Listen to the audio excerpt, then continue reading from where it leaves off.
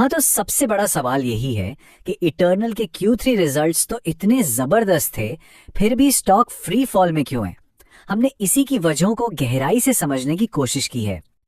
और देखिए, ये कोई मामूली गिरावट भी नहीं है। सिर्फ 3 महीने और स्टॉक अपने टॉप से लगभग 30% नीचे आ चुका है। मतलब इतने शानदार नतीजों के बाद आखिर ऐसा क्या हुआ? जी हाँ, कंपनी के फाउंडर सीईओ दीपेंद्र गोयल का इस्तीफा। और सबसे हैरान करने वाली बात जानते हैं क्या थी? ये खबर ठीक उसी दिन आई जिस दिन वो शानदार रिजल्ट्स आए थे। मतलब एक तरफ अच्छी खबर, दूसरी तरफ इतनी बड़ी नेगेटिव न्यूज। देखिए, एक बात तो माननी पड़ेगी, फाउंडर सीईओ से ज्यादा अपनी कंपनी को कोई नहीं जानता है। तो जब वही कंपनी छोड़ दे तो मार्केट इसे एक सिग्नल की तरह लेता है कि शायद अंदर कुछ ऐसा चल रहा है जो अभी बाहर नहीं आया है।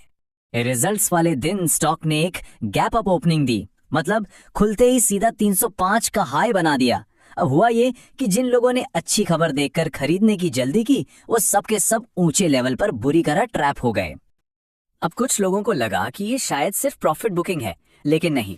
हमारे एनालिसिस में ये साफ दिखा कि ये सिर्फ प्रॉफिट बुकिंग नहीं थी, ये प्रॉपर सेलिंग थी।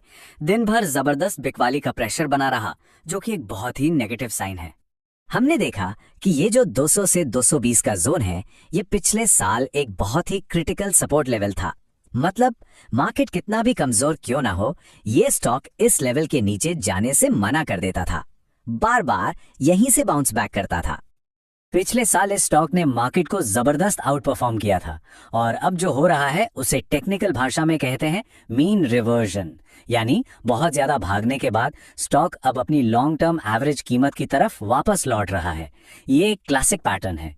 कई मार्केट पार्टिसिपेंट्स के मन में यही सवाल है। और मजे की बात यह है कि इस सवाल पर हमें एक बहुत ही दमदार नजरिया मिलता है, वो भी अतीत की एक बहुत बड़ी आवाज से। हाल ही में लेट राकेश झुंझुनवाला जी की एक पुरानी क्लिप सामने आई है। और ये क्लिप शानदार तरीके से दिखाती है कि इस तरह की न्यू एज कंपनियों के वैल्यूएशन को लेकर मार्केट में कितना गहरा शक है। उनका साफ कहना था कि ये कंपनियां जिस तरह के कैश फ्लो का अनुमान लगा रही हैं, वो कभी नहीं आने वाले, और इसीलिए इन स्टॉक्स का गिरना तय है। तो देखिए, यहाँ मुद्दा ये है कि कई नेगेटिव चीजें एक साथ हो रही हैं। फाउंडर सीईओ का एग्जिट एक चिंता का सिग्नल है, अच्छे नतीजों पर जबरदस्त सेलिंग प्रेशर है, स्टॉक में एक मीन रिवर्शन का डर है, और सबसे बड़ी बात, वैल्यूएशंस को लेकर गहरा शक बना हुआ है। इन सारे फैक्टर्स ने मिलकर एक ऐसा परफेक्ट स्टॉर्म बना दिया है जो कंपनी के अच्छे तिमाही नतीजों पर भी भारी पड़ रहा है। आखिर में स्क्रीन जो कहानी बता रही है, वो सावधानी बरतने की है।